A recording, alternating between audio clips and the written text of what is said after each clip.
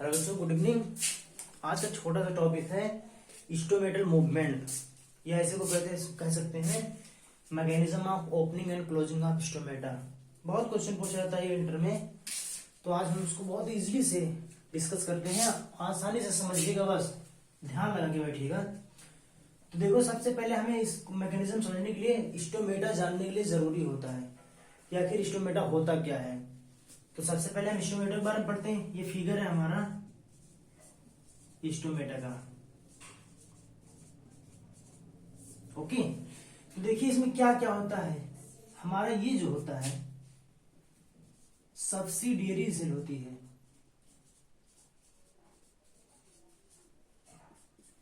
ये हमारा न्यूक्लियस होगा। जो ये हमारे छोटे छोटे हल्का बड़े से न्यूक्लियस के टाइप के, ये हमारा क्या होंगे, क्लोरोप्लास्ट। और बाकी ये दोनों अगर देखा जाए, ये वाला और ये हमारा हो जाएगा गार्ड सेल। ओके, तो इतना चीज में पाया जाता है। और बाकी ये हमारी जो है मीजोफिल सेल्स भी इसमें होती हैं। इसी को मान लीजिएगा अंदर वाला मेसोफिल सेल। ओके, क्योंकि हमारा जो क्लोरोप्लास्ट है मेसोफिल में पाया जाता है। ओके, तो इतना देखिएगा स्ट्रक्चर हो गया। ये हमारे जो किडनी शेप है, बीन शेप या फिर कह दो या फिर किडनी शेप, जो स्ट्रक्चर दोनों है, ये हमारा गार्ड सेल हो गया। ओके, और बाकी ये मेसोफिल हो गया। मेसोफिल में हमारा क्लोरोप्लास्ट पाया जाएगा और उसको सराउंड करने वाली दोनों गार्ड सेल को सराउंड करते हुए हमारी सब्सिडियरी सेल होंगी चारों तरफ से। ओके, अब ये होते क्या है स्टोमेटा और कहाँ पाए जाते हैं, तो ऐसे स्टार पॉइंट करके लिखिएगा। एक छोटे छोटे से माइन्यूट पोर होते हैं जो कि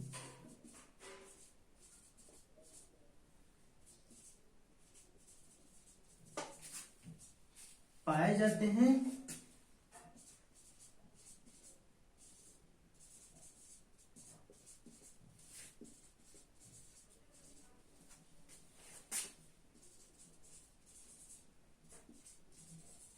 ओके। स्टोमेटा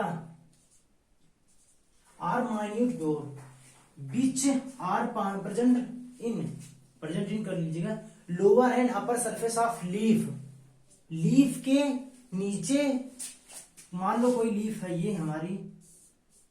ओके, तो ये हमारे ऊपर के पार्ट जो है और उसके नीचे से ऐसे हाथ रख लीजिए ऐसे, तो ये हमारा ऊपर वाला हो गया लीफ का पोर्शन, ये नीचे वाला। तो इस पे और इस पे छोटे छोटे पोर दिखाई देते हैं। वैसे दिखाई नहीं देंगे, बस होते हैं। अगर माइक्रोस्कोप से देखोगे तब पता चलेगा। ओके, तो ये जो पोर होते हैं यही हमारे स्टोमेटा होते हैं। ठीक, इतना लिख लीजिएगा।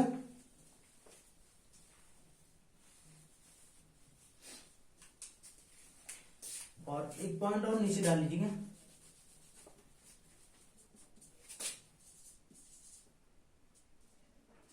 स्टोमेटा का जो शेप होता है,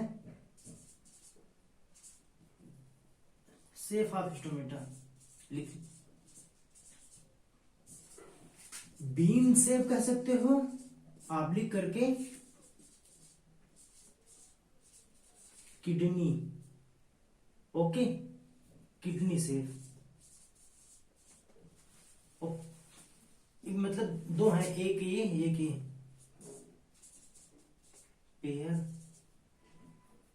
पेयर होते हैं, वो भी किसी के मतलब मान लो गार्ड सेल के पेयर होते हैं। तो बीन शेप, अगर सिर्फ स्ट्रक्चर पूछा जाए शेप उसका, तो ये बीन होगा, किडनी शेप कह सकते हैं। और पाया जाता है हमारे lower end upper surface of leaf. ये दो पॉइंट है बस। उसके बाद में आगे बढ़ते हैं। थोड़ा नोट हो गया तो मिटाए।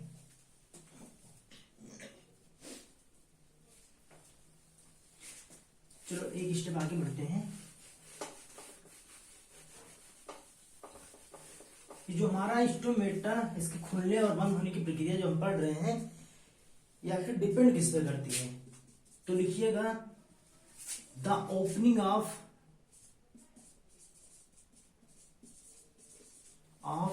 Stomata are depend on turgidity of किसके, गार्ड सेल के।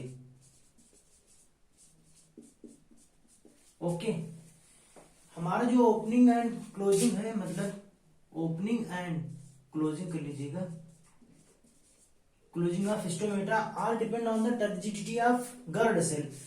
ये मतलब गार्ड सेल जो है इसी पे डिपेंड करता है, जब ये टर्जिट करेगी या फिर फ्लैसिड करेगी। Okay sorry, flaccid oblique turgid जब करेगी टर्जिडिटी पर, तभी हमारा स्टोमेटा ओपन होगा या फिर क्लोज होगा। ओके, तो एक स्टेप और।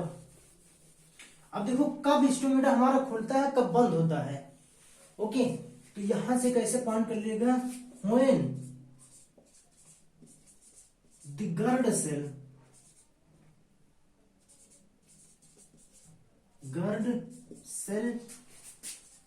becomes turgid, then the stomata are open। जब हमारी गार्ड सेल टर्जिड हो जाएगी तब हमारे स्टोमेटा ओपन हो जाएंगे। ओके, और दूसरा पॉइंट क्या होगा, जब हमारी यही गार्ड सेल फ्लैसिड हो जाएगी, तो लिख लीजिएगा when the guard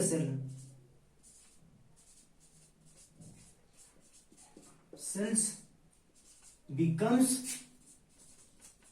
flaccid, then the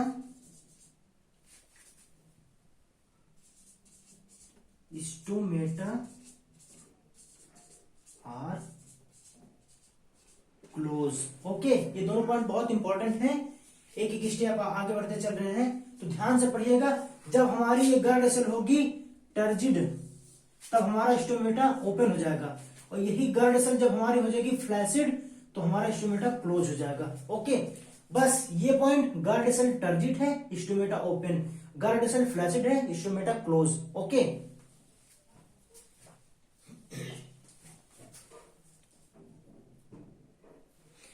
अब इसी दो पॉइंट और कर लीजिएगा, जिसे उसे लॉन्ग में लिखे थे हम शॉर्ट में लिख लेते हैं। यहीं पर ऐसे लिखिएगा, गार्ड सेल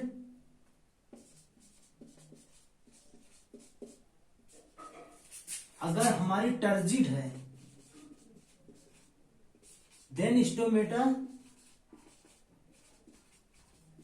ओपन। ओके, एक लाइन में अगर कहना चाहे, हमारी जो गार्ड सेल है अगर टर्जिड कंडीशन में है तो स्टोमेटा हमारा ओपन होगा। ओके, और दूसरा पॉइंट क्या होगा, यही गार्ड सेल हमारी फ्लैसिड हो जाएगी। अगर फ्लैसिड है कंडीशन में, तो हमारा स्टोमेटा क्या होगा,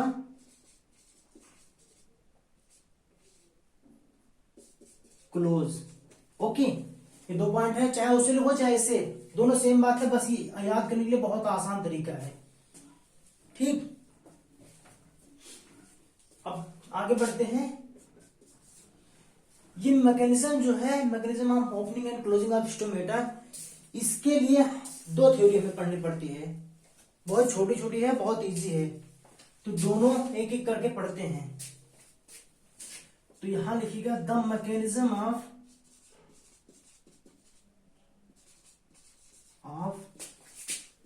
closing and opening of stomata, the two theory are given, या फिर गिवन ना कह के पुट फॉरवर्ड।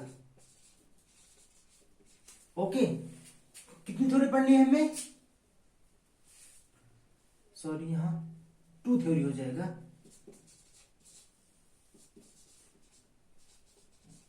हाँ, पुट फॉरवर्ड। ओके, तो हमें दो थ्योरी पढ़ना है। वो कौन कौन सी थ्योरी है, आइए देखते हैं। तो इसे मिटा दें। अब हमें अगर समझ गए हो स्टोमेटा क्या होता है तो इसको भी मिटा दें।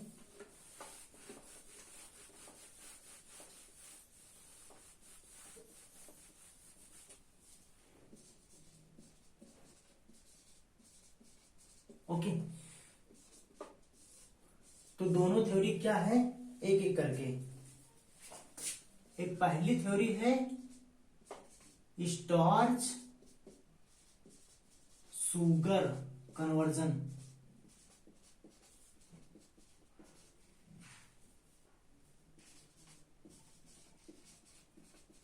थ्योरी, और दूसरी क्या है पोटेशियम आयन ट्रांसपोर्ट।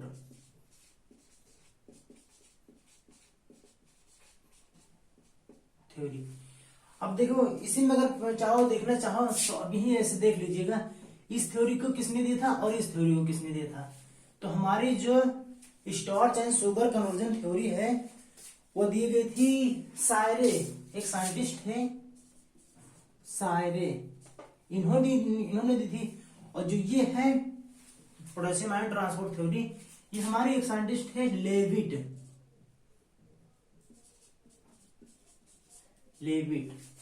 ये दोनों साइंटिस्ट थे। ओके, इतना याद रखिएगा। अगर सन की बात देखिए तो ये वाली थ्योरी 1926 में दी गई थी और दूसरी ये वाली थ्योरी 1974 या 76, हमारे घर 74 ही, सॉरी 74 सन, चाहे याद रखो चाहे नहीं, कोई बहुत जरूरी नहीं है, लेकिन हमारे ये साइंटिस्ट दोनों बहुत इंपॉर्टेंट है। जो पोटेशियम और स्टार्च और शुगर कन्वर्जन थ्योरी है सायरे ने दी थी, और जो पोटेशियम ट्रांसपोर्ट थ्योरी है, पोटेशियम आयन ट्रांसपोर्ट थ्योरी, वो हमारे लेविट ने। ओके, अब एक एक करके डिस्कस करेंगे। ओके बच्चों, तो ये पहली थ्योरी है sugar and starch inter conversion theory, जो सायरे ने दी थी 1926 में। मैंने वीडियो को पास किया था क्योंकि बनाने में फिर समझाने में काफी टाइम चला जाता है, लेक्चर बहुत बड़ा हो जाता है। ओके, तो अब इससे समझते हैं इन्होंने क्या बताया कि डे टाइम का और नाइट में क्या होता है।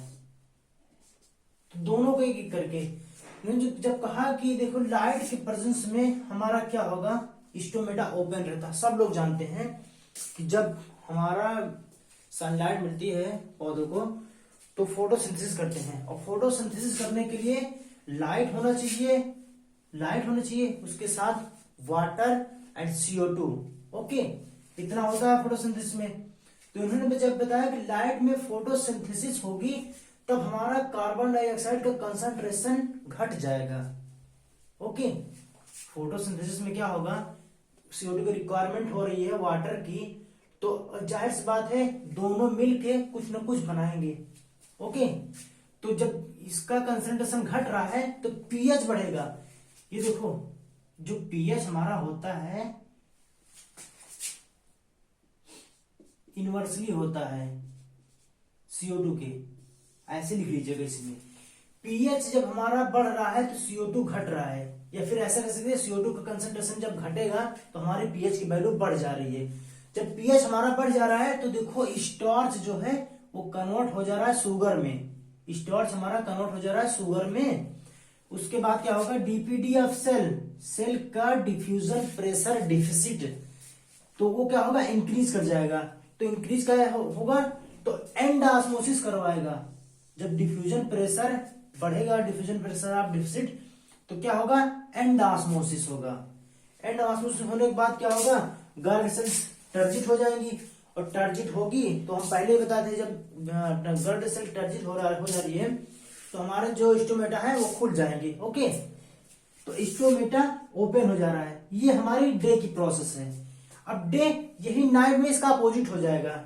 रात में क्या होगा, स्टोमेटा जब लाइट नहीं रहेगी तो हमारी फोटोसिंथेसिस नहीं होगी। जब फोटोसिंथेसिस नहीं होगी तो CO2 का कंसंट्रेशन बढ़ जाएगा। जब फोटोसिंथेसिस नहीं हो रही है CO2 का कंसंट्रेशन बढ़ जा रहा है। देखो जब CO2 बढ़ जा रहा है ये देखो अभी बताए थे ना, पीएच जो है CO2 के इनवर्सली प्रोपोर्शनल है। तो जब हमारा CO2 का कंसंट्रेशन बढ़ रहा है तो हमारी पीएच की वैल्यू घट जा रही है। ओके, अब भी सेम प्रोसेस उल्टा कर दीजिएगा, बस कुछ नहीं है। अगर आप लिखते कम है और डायग्राम से समझा दे रहे हैं ना, तब भी आपको फुल मार्क मिलने वाला है।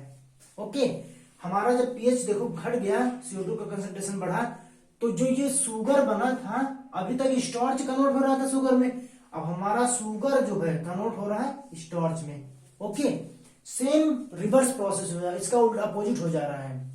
अब डिफ्यूजन प्रेशर डेफिसिट क्या होगा, सेल का घट गया, जब सेल का यहाँ इंक्रीज कर रहा था, यहाँ डिक्रीज कर रहा है। जब इंक्रीज कर रहा है तो एंड ऑस्मोसिस हो रहा है, और जब डिक्रीज करेगा तो एक्स ऑस्मोसिस हो जाएगा।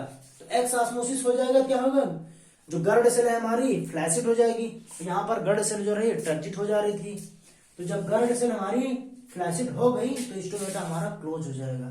पहले ही 2 पॉइंट पढ़े थे, अगर गर्ड सेल हमारी टर्जिड है तो स्टोमेटा ओपन रहेगा, अगर गर्ड सेल वही हमारी फ्लैसिड हो जा रही है तो स्टोमेटा हमारा क्लोज हो जाएगा। ओके, तो ये बस ये स्कीमेटिक डायग्राम है स्टोमेटल मूवमेंट का, वो भी किस थ्योरी का, स्टार्च शुगर इंटरकन्वर्जन थ्योरी का। ओके, तो नोट कर लीजिए। तो नेक्स्ट पॉइंट में चलते हैं। ओके, नोट करिए फटाफट। इन्होंने 2 पॉइंट बताया कि नाइट वाला और डे वाला, इसी में चाहे फिगर ऐसे ही बना के छोड़ दो या फिर कुछ लिखना चाहो तो अभी हम लिखा दे रहे हैं। ओके, नोट करिए फटाफट।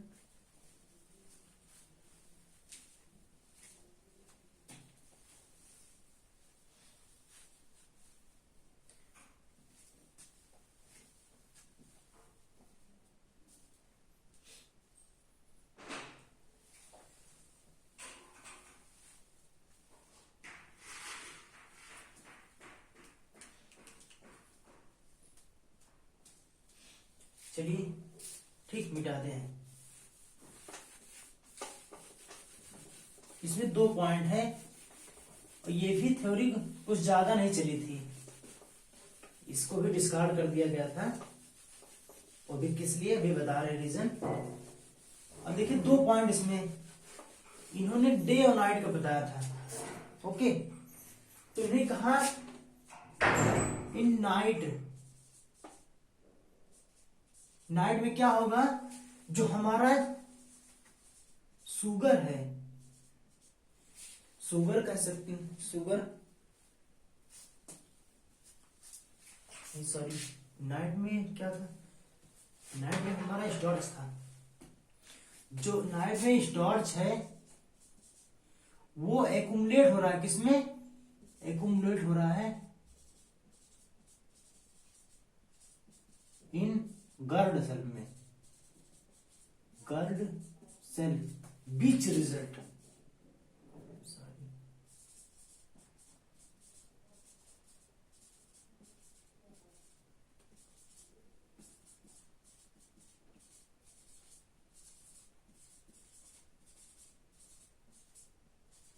ओके।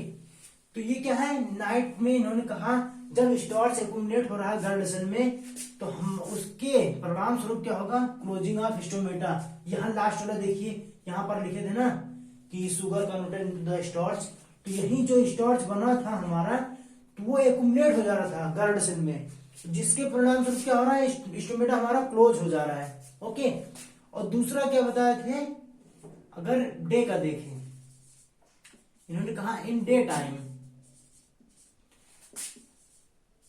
द शुगर इसी का अपोजिट होना चाहिए,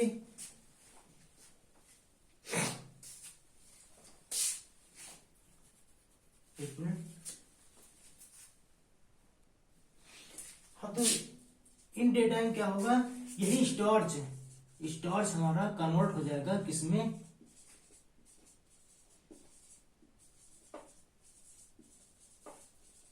शुगर।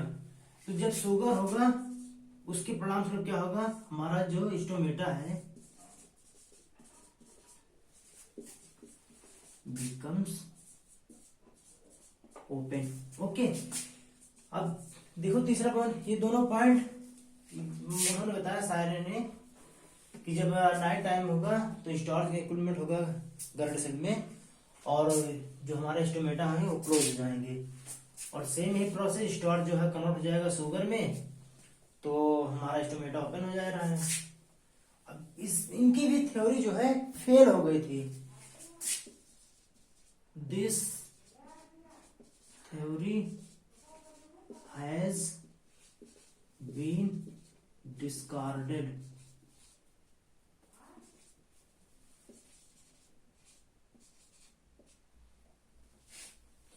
डिस्कार्ड कर दी, इनकी भी थ्योरी जो थी वो भी डिस्कार्ड कर दी गई थी। वो भी इसलिए क्योंकि इन्होंने बताया कि शुगर जो है, शुगर कन्वर्टेड हो जाता है into the starch, but starch are not converted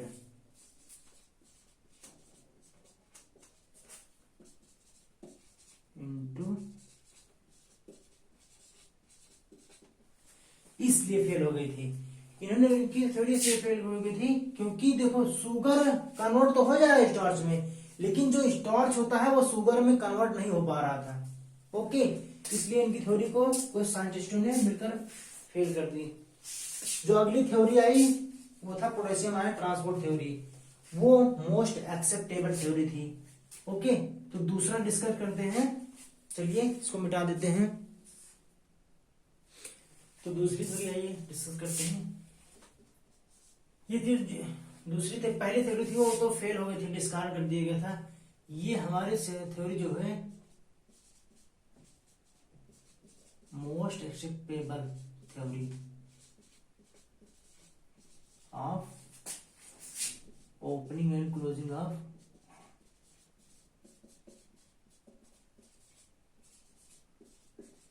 stomata. Okay, अब इन्होंने क्या बताया, देखो शॉर्टकट में लिखेंगे, समझिएगा, समझा देंगे बहरहाल। देखो स्टोमेटा ओपन कब होगा इन्होंने बताया, और स्टोमेटा जो है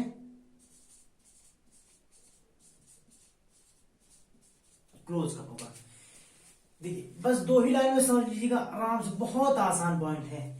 इन्होंने बताया, ये दो पॉइंट बता रहे हैं, इन्होंने बताया जो ये मतलब कि opening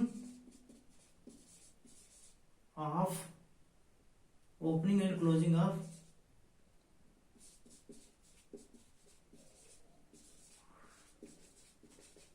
stomata are responsible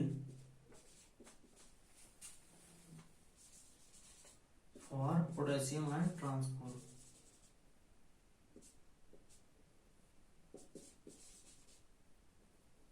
okay, इन्होंने कहा जो opening of closing of stomata है वो रिस्पॉन्सिबल करता है पोटेशियम आयन के ट्रांसपोर्ट पर। ओके, अब ये पोटेशियम आयन कैसे और कहां से ट्रांसपोर्ट हो रहा है आइए बताते हैं। स्टोमेटा ओपन कब होगा, जब हमारा पोटेशियम आयन जो है imported from subsidiary cell to guard cell. जब हमारा पोटेशियम आयन सब्सिडियरी सेल से गार्ड सेल में आ रहा है तो हमारे स्टोमेटा ओपन हो जा रहे हैं, इन्होंने बताया, कौन, लेविट ने। और दूसरा क्या बताया, स्टोमेटा क्लोज कब हो रहा है, जब यही पोटेशियम आयन रिटर्न हो रहा है, returns back to the subsidiary cell.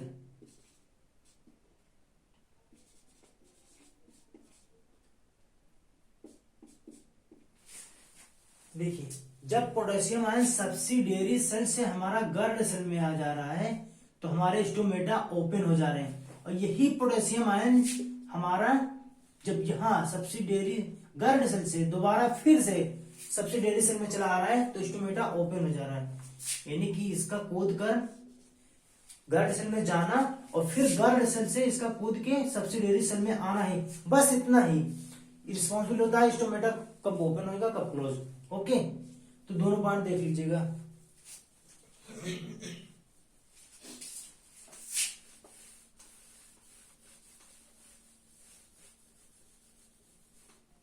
ऐसे एक स्ट्रक्चर में हम समझा दे रहे हैं।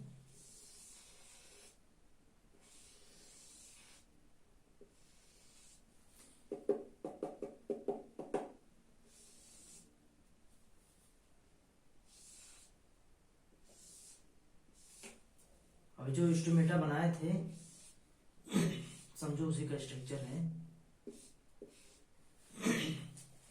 अब मान लो यहाँ पोटेशियम आयन है, यहाँ भी पोटेशियम आयन है, यहाँ भी पोटेशियम आयन है, ये सब्सिडियरी सेल में हमारा पोटेशियम आयन है। ओके, और ये हमारा गर्ड सेल हो गया जिसमें एक क्लोरोप्लास्ट था और यहाँ पर एक न्यूक्लियस था। ओके, यही पोटेशियम आयन जब हमारा सब्सिडियरी सेल, तो ये है सब्सिडियरी सेल से हमारा गर्ड सेल में आ रहा है तो स्टोमेटा का होगा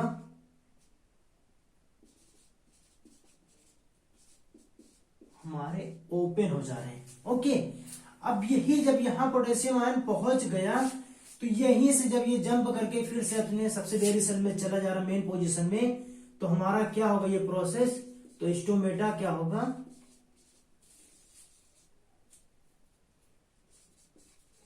फिर से क्लोज हो रहा है। बस यही रिस्पॉन्सिबल है। देखिए पूरा काम इसी का है पोटेशियम आयन का। ये यहां से जंप करके जब सब्सिडियरी सेल में चला जा रहा है गर्ड सेल में, तो हमारा स्टोमेटा ओपन हो जा रहा है, और जब यहां से ये इसमें चला गया फिर ये क्लोज हो जाएगा। ओके, अब इसी को स्कीमेटिक डायग्राम के थ्रू हम पढ़ते हैं। तो एक मिनट स्ट्रक्चर बनाने में टाइम लगेगा। तो ये दूसरा पॉइंट है किसके, पोटेशियम ट्रांसपोर्ट थ्योरी का। ओके, ये schematic diagram of potassium transport theory का है। तो इसको यहाँ बीच में मत लिख के, यहाँ स्पेस नहीं था इसलिए लिख दिया हम बीच में, ऐसे लिख लीजिएगा schematic diagram of potassium and transport theory. Okay, तो इसको समझना है तो 2-3 मिनट लगेगा, आगे समझ लेते हैं। देखिए क्या है, उसी सेम जैसे प्रोसेस है। तो सेम देखो, जब ये फोटोसिंथेसिस करेगा डे टाइम में, जब हमारा पीएच ज्यादा रहेगा, डे टाइम में क्या होगा, फोटोसिंथेसिस होगी। और सेम हो रहा है, अगर फोटोसिंथेसिस हो रही है, जाहिर सी बात है कार्बन डाइऑक्साइड का यूज हो रहा है, तो कार्बन डाइऑक्साइड अगर यूज हो रहा है तो कार्बन डाइऑक्साइड का कंसंट्रेशन घटेगा। ओके, तो फोटोसिंथेसिस हो रही है, कार्बन डाइऑक्साइड का कंसंट्रेशन घट रहा है, तो कार्बन डाइऑक्साइड का कंसंट्रेशन जब घट रहा है तो पीएच बढ़ रहा है। वहीं पर बताए थे कि जो CO2 है एक दूसरे के पीएच, चाहे ऐसे लिख लो चाहे लिख लो, पीएच इनवर्सली है CO2 के। अगर CO2 बढ़ रहा है तो पीएच घटेगा, और पीएच अगर बढ़ रहा है तो CO2 घटेगा। तो देखिए यहाँ पर CO2 का कंसंट्रेशन घट रहा है तो हमारा पीएच बढ़ेगा। पीएच बढ़ने का मतलब पीएच यहाँ पर 7 हो जा रहा है। ओके, जब पीएच हमारा 7 हो जा रहा है तो मैलिक एसिड हमारा एक्टिव होगा। ये लो पीएच पे एक्टिव नहीं होगा, पीएच पे क्या होगा, इनएक्टिव होगा। ओके, तो हाई पीएच जब हुआ तो हमारा ये मैलिक एसिड जो है एक्टिव हो गया। अब मैलिक एसिड क्या करेगा, अपना डिसोसिएशन जब एक्टिव होगा तो ये इसमें डिसोसिएशन होगा, तो ये चेंज हो जाएगा एक मैलेट आयन में और हाइड्रोजन आयन में, H+ ion and mallet ion में। अब मैलेट आयन में जब ये चेंज हो गया हाइड्रोजन आयन, तब देखो पोटेशियम आयन का ट्रांसपोर्ट होगा, वो भी कहां से, सब्सिडियरी सेल से गर्ड सेल में। तो यहां देखिएगा import of potassium ion and export of hydrogen ion.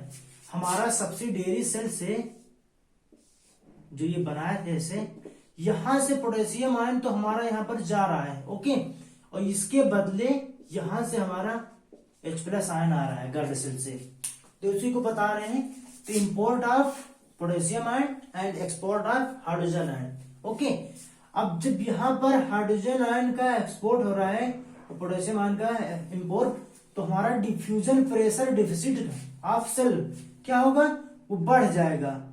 Okay, जब बढ़ेगा तो एंड ऑस्मोसिस करवाएगा। ये एंड ऑस्मोसिस करवाने के बाद क्या होगा, करवाने के बाद क्या होगा कि गर्ड सेल जो है वो टर्जिड हो जाएंगी, और जैसे ही गर्ड सेल हमारी टर्जिड हो जाएंगी तुरंत हमारा स्टोमेटा ओपन हो जाएगा।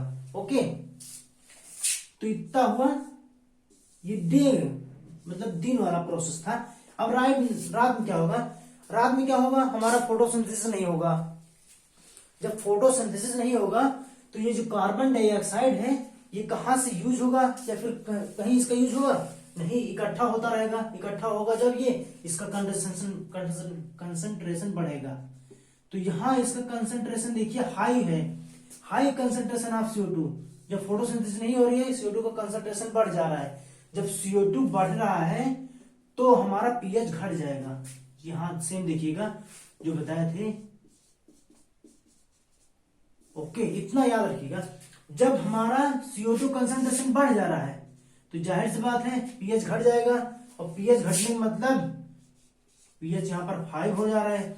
अब ये pH 5 जो हमारा मैलिक एसिड था वो हाई pH पे एक्टिव हो रहा था, तो अब यही मैलिक एसिड लो pH पे क्या होगा, इनएक्टिव हो जाएगा।